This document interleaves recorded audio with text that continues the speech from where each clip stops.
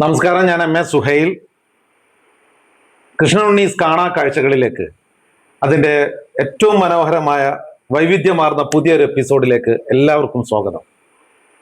ഒരു നല്ല പാട്ട് കേട്ട് ഉറങ്ങാനും ഒരു നല്ല പാട്ട് കേട്ട് ഉണരാനും കഴിയുന്ന ആള് ലോകത്തിലെ ഏറ്റവും വലിയ ആത്മവിശ്വാസമുള്ള ആളായിരിക്കും എന്ന് പറയാറുണ്ട്. നമ്മളെയൊക്കെ ഒരുപാട് കിനാവ് കാണാൻ പഠിപ്പിച്ച പാട്ടുകളുടെ ഒരു വലിയ സാമ്രാജ്യം തന്നെ മലയാളത്തിലുണ്ട്. പക്ഷെ ഒരു പാട്ട് പാട്ടായിട്ട് ജനിക്കണമെങ്കിൽ അതിൻ്റെ പിന്നിൽ ഒരുപാട് പേരുടെ പ്രവർത്തനം വേണം. ഒരു നല്ല സംഗീത സംവിധായകൻ വേണം, നല്ലൊരു എഴുത്തുകാരൻ, ഗാനരചയിതാവ് വേണം. ഒപ്പം അതിൻ്റെ പിന്നിൽ പ്രവർത്തിക്കുന്ന സംഗീതത്തിൻ്റെ മാന്ത്രിക ലോകം സൃഷ്ടിക്കുന്ന, ഉപകരണങ്ങൾ കൊണ്ട് മാന്ത്രിക ലോകം സൃഷ്ടിക്കുന്ന ഒരുപാട് കലാകാരന്മാർ, ഗിറ്റാറിസ്റ്റുകളും വയലിനിസ്റ്റുകളും തബല വായിക്കുന്നവരും, ഡിക്കി തരംഗ് എന്ന് പറയുന്ന ഒരു പുതിയ പണ്ട് കാലം മുതലേ ഉള്ള ഒരു ഇൻസ്ട്രുമെന്റ്, ഇവരൊക്കെ കൂടി ചേർന്ന് ആണ് ആ പാട്ട് ഏറ്റവും മനോഹരമാക്കി മാറ്റുന്നത്.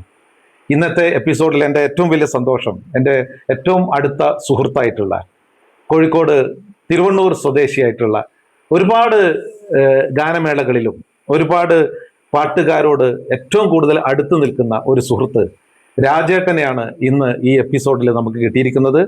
രാജേട്ട, സ്വാഗതം, സ്നേഹം. ഇന്ന് എനിക്ക് എത്ര സന്തോഷമുള്ളതെന്ന് പറയാൻ കഴിയുന്നില്ല. നിങ്ങളോടൊപ്പം ഒരു എപ്പിസോഡ്, ഒന്നോ രണ്ടോ എപ്പിസോഡ് ഞങ്ങളുടെ കാണാ കാഴ്ചകളിലേക്ക് കിട്ടിയതിന് വലിയ സന്തോഷം. ഒരുപാട് ഗാനമേളകളിൽ ഒരുപാട് പ്രഗത്ഭരായിട്ടുള്ള, ഞാൻ മനസ്സിലാക്കുന്നത് എൻ്റെ പിന്നിലിരിക്കുന്ന ഈ ഫോട്ടോ തന്നെ ജയചന്ദ്രന്റെ അടുത്തുനിന്ന് രാജേട്ടൻ ഉപഹാരം സ്വീകരിക്കുന്നതാണ്. ജയചന്ദ്രൻ, എസ് ജാനകി, ഈയിടെ അന്തരിച്ച നമ്മുടെ പ്രിയപ്പെട്ട ഗായിക ജാനകി, അതുപോലെ വാണി ജയറാം, ഇവരോടൊപ്പം യേശുദാസ്, ഒരുപാട് ഗായകന്മാരോടൊപ്പം സതീഷ് ബാബുവിന്റെ കൂടെ ഒരുപാട് കാലം കൂടെ തന്നെ ഉണ്ടായിരുന്നു എന്നാണ് എൻ്റെ അറിവ്. ഡിക്കി തരംഗ് എന്ന് പറയുന്ന ഈ ഇൻസ്ട്രുമെന്റ് വായിച്ച്, അതുപോലെ തന്നെ എന്താണ് ഋതം പേഡ്, ഇതൊക്കെ വായിച്ച് കേരളത്തിൽ അങ്ങോളം ഇങ്ങോളം ഒരുപാട് സഞ്ചരിച്ച ഒരു വലിയ കലാകാരനാണ് പ്രിയപ്പെട്ട രാജേട്ടൻ. രാജേട്ടനോട് എനിക്ക് ആദ്യമായിട്ട് ചോദിക്കാനുള്ളത്, എങ്ങനെയാണ് ഈ സംഗീത രംഗത്തേക്കുള്ള ഒരു കടന്നുവരവ് രാജേട്ടൻ്റെ എങ്ങനെയുണ്ടായത്? അത് സ്കൂളിൽ പഠിക്കുമ്പോൾ തന്നെ ഞാൻ പാട്ടൊക്കെ പാടാറുണ്ട്. ഇങ്ങനെ ഒരു പാട്ടായിരുന്നു അന്ന്. എല്ലാ ഒരു വക കലാകാരന്മാരൊക്കെ പാട്ടായിട്ട് തുടങ്ങി. എല്ലാവരും പാട്ടിന്റെ പാട്ടാണല്ലോ ബേസ്. അങ്ങനെ സ്കൂളിലൊക്കെ പാടി. അവിടെ അന്ന് ഇപ്പൊ നല്ല യുവജനോത്സവം ഒന്നുമില്ല, അന്ന് സ്കൂളിലെ ആനിവേഴ്സറിക്ക് ഒക്കെ പാടും. അതിനൊക്കെ അന്ന് മത്സരമില്ല, എല്ലാവർക്കും ഇഷ്ടമായിരുന്നു. മാഷുമാര് ക്ലാസ്സിൽ വന്നൊക്കെ പഠിക്കും. അങ്ങനെ ഞാൻ അങ്ങനെയാണ് ഞാൻ SSLC പഠിക്കുമ്പോൾ കഴിഞ്ഞപ്പോ ഞാൻ ഒരു എന്റെ ഫാദറും കുറച്ച് ഫ്രണ്ട്സും കൂട്ടിയിട്ട് ഒരു ക്ലബ്ബ് ഉണ്ടാക്കിയിട്ടുണ്ടായിരുന്നു കോഴിക്കോട്. അരീക്കാട്, നിങ്ങളുടെ സ്ഥലം അരീക്കോട്, അരീക്കാട്. അപ്പൊ അരീക്കാട് ഒരു മീൻചന്ത കഴിഞ്ഞുള്ള ഒരു ക്ലബ്ബ് ഉണ്ട്. അവിടെയാണ് നമ്മൾ ഫാദറിന്റെ സഹിതന്മാരൊക്കെ കൂടിയിട്ട് ഒരു ക്ലബ്ബ് ഉണ്ടാക്കിയിരുന്നത്. അത് പിന്നെ മുന്നുള്ള കാലം. അങ്ങനെ ഞങ്ങൾ ചെന്നപ്പോ ഫാദറൊന്നും അതിലില്ല, അന്നുണ്ടായിരുന്ന ആൾക്കാരൊന്നുമില്ല. അപ്പൊ അവിടെ പപ്പൻ വരാറുണ്ട്. പപ്പനൊക്കെ വരും. അങ്ങനെ ഞങ്ങൾ അവിടെ പാട്ടൊക്കെ പാടി അവിടുത്തെ ആനിവേഴ്സറിക്ക് പാടും. അവിടുത്തെ ആനിവേഴ്സറിക്ക് വന്നത് നമ്മളെ ബാബുരാജന് ഇവിടുത്തെ ഉദ്ഘാടനം വന്നത്. അങ്ങനെ അവിടെ നിന്നാണ് തുടങ്ങിയത്. പപ്പേട്ടനെ അറിയാത്തവർ കേരളത്തിലെ ഏറ്റവും പ്രഗത്ഭനായിട്ടുള്ള കീബോർഡ് ആർട്ടിസ്റ്റുകളായിട്ട്. അവിടെ നിന്നാണ് പിന്നെ ഞാൻ സുഹൃത്തുക്കളെ സമിതിയിലേക്ക് വന്നു. അതിന്റെ അപ്പുറം തന്നെ അവിടുന്ന് ബോങ്കോസ് ആണ് ഈ സാധനം. അവിടുന്നാണ് അത് തുടങ്ങിയത്. ബോങ്കോസ് അതിന്റെ പേര് ബോങ്കോസ് ആണ്. അപ്പൊ ഡിക്കി ശേഷം വന്നാ ഇതൊരു അതിന് ശേഷം വന്നാണ് ഡിക്കി. ഇത് ട്രിപ്പിൾ ഡ്രമ്മിന്റെ ഒക്കെ ആദ്യത്തെ വ്യത്യാസം. ഇതിന് മഷിയൊക്കെ ഇട്ടിട്ട് ഓരോ പാട്ടിന് സ്റ്റേജിൽ വെച്ച് ട്യൂൺ ചെയ്യും. ട്യൂൺ ചെയ്തിട്ടാണ് ഇത് വായിക്കുക. ട്യൂൺ ആയില്ലെങ്കിൽ കേൾക്കാൻ ഒരു സുഖം ഉണ്ടാവില്ല. ഒരു തബലയുടെ ഒരു മഷിയാണ് ഇത്, ഉള്ളില് മഷിയാണ്. അത് തബലയുടെ മഷിയല്ലേ ഉപയോഗിക്കല്. അമ്പലത്തിന് കിട്ടുന്ന ഈ കത്തി കഴിഞ്ഞ ഒരു ഇതുണ്ടാവും വിളക്കിന്റെ അത്. അപ്പൊ അതിനകത്ത് കുറെ കഴിഞ്ഞാൽ അതൊരു ലൈന് മാതിരി ഉണ്ടാവും. അത് അങ്ങനെയാണ് ഈ ഉള്ളിലുണ്ട്. അപ്പൊ അത് വികസിക്കുമ്പോ പോരൂല. അവിടെ തന്നെ നമ്മൾ തന്നെയാണോ ഇടുക? ഞാൻ തന്നെ അതൊക്കെ കിട്ടുക. ഞാൻ തന്നെ. അപ്പം പാട്ടിലൂടെയാണ് ആദ്യമായിട്ട് സംഗീത രംഗത്തേക്ക് പോകുന്നത്. പിന്നെ എങ്ങനെ ഇൻസ്ട്രുമെന്റിലേക്ക്? എങ്ങനെ ഇൻസ്ട്രുമെന്റ് പാടുമ്പോ ഈ ടാമ്പറിനൊക്കെ വായിക്കും. മറ്റുള്ളവർ പാടുമ്പോൾ ഞാൻ ഇൻസ്ട്രുമെന്റ് വായിക്കും. അന്ന് നമ്മുടെ കോഴിക്കോട് ഊക്കർ തബല വെക്കുക വായിക്കുക, പപ്പുണ്ടാവും.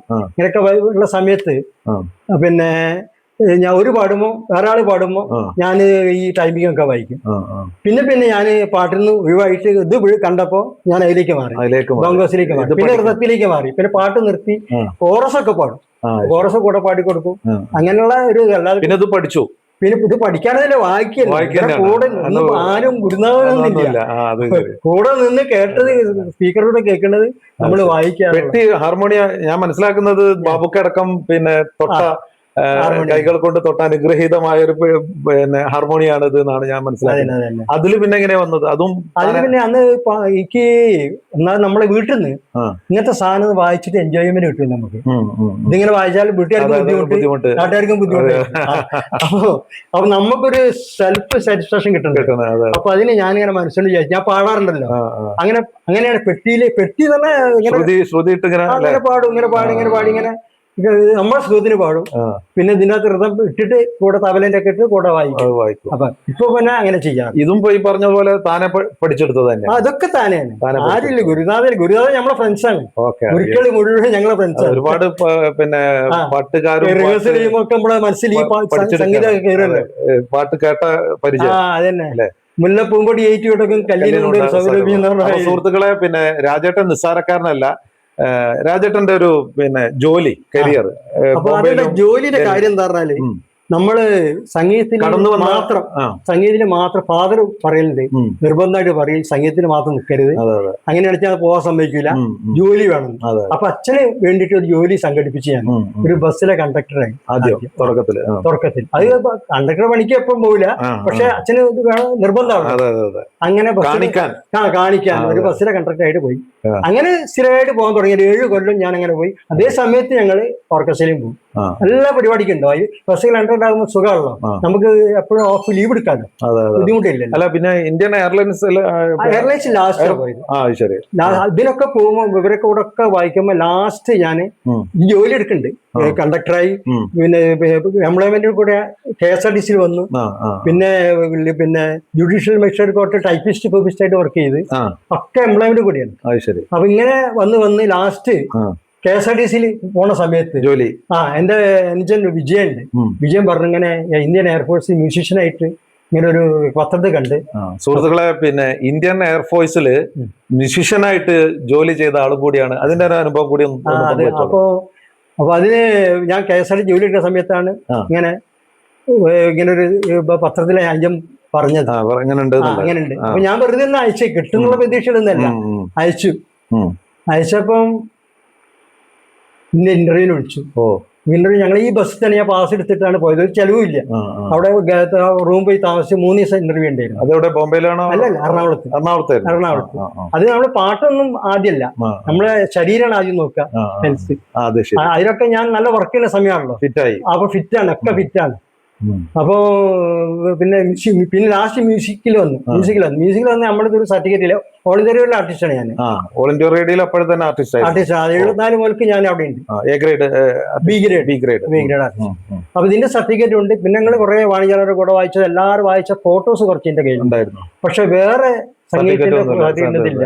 അവിടെ ഗാനഭൂഷണം വന്നിട്ടുണ്ട്, ഗാന പ്രവീൺ പാസായിട്ട് വന്നിട്ടുണ്ട്, ഭയങ്കര വെസ്റ്റേൺ വായിക്കുന്ന ആളുകൾ പല ആൾക്കാരുണ്ട്.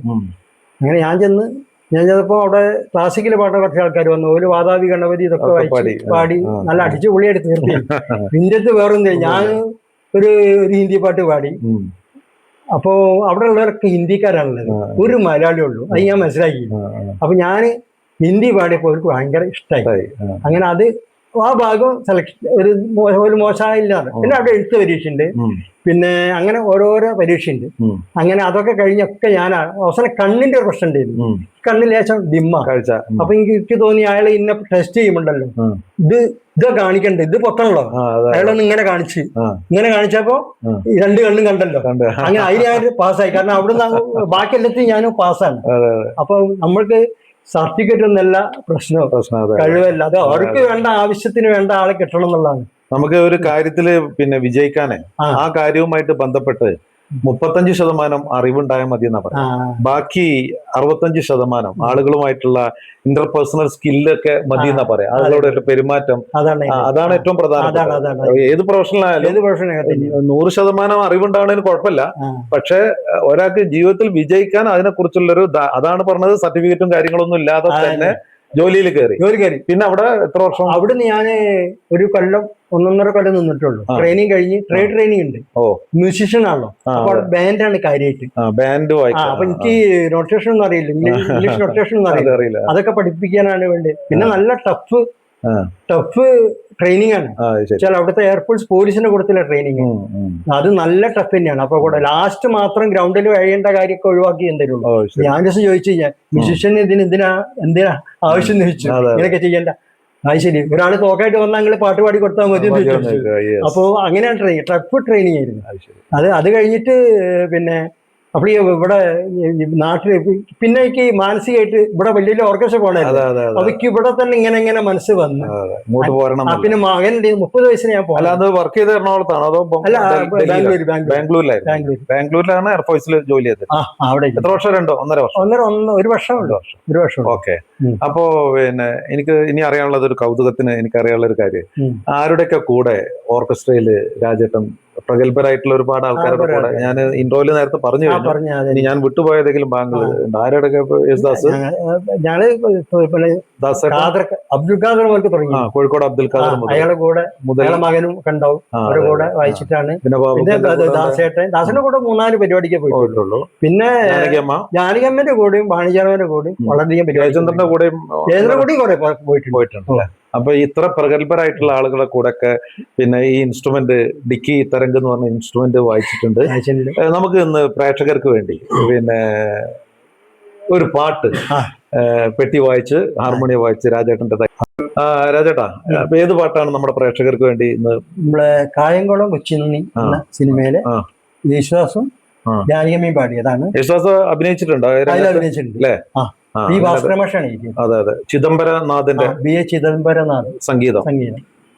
കുങ്കുമ പൂക്കൾ മനോഹരമായിട്ടുള്ളത്. യെസ്.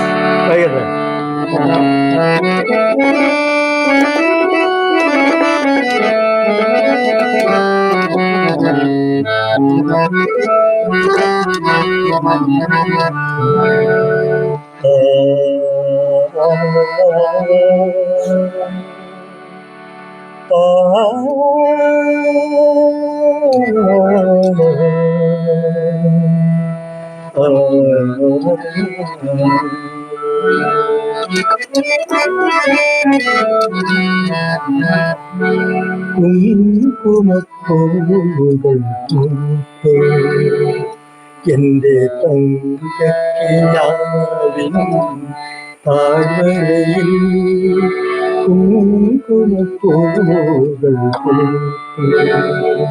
എന്റെ തങ്കക്കിനാവിൻ താഴ്വരയിൽ കുങ്കുമപ്പൂവുകൾ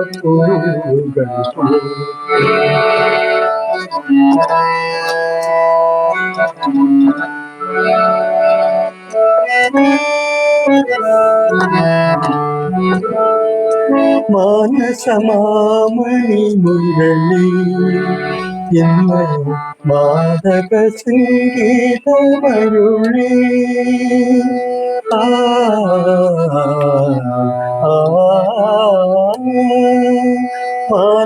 മാനസമാമണി മുരളി ഇന്ന് മാദക സംഗീതമരുളി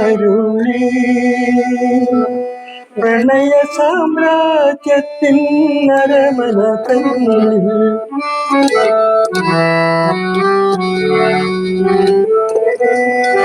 പ്രണയ സാമ്രാജ്യത്തിൻ നരമന തന്നിൽ കനകത്താൽ തീർത്തൊരു കളിത്തോയിലേറി രാജകുമാരൻ വന്നു ചേർന്നു കുങ്കുമപ്പൂവുകൾ. Okay, very good. അപ്പൊ രാജേട്ടാ, നമ്മൾ ഇത് അവസാനിപ്പിക്കുന്നില്ല. നമുക്ക് ഒരു എപ്പിസോഡും കൂടി രാജേട്ടന്റെ കൂടെ ചെയ്യണമെന്നുണ്ട്. ഇത്ര നേരം ഞങ്ങളോട് സംസാരിച്ചതിന് കാണാ കാഴ്ചകൾ എന്ന് പറയുന്ന ഈ യൂട്യൂബ് ചാനലിന്റെ എല്ലാ പ്രവർത്തകരുടെയും നന്ദി രേഖപ്പെടുത്തുകയാണ്. Thank you very much. Okay.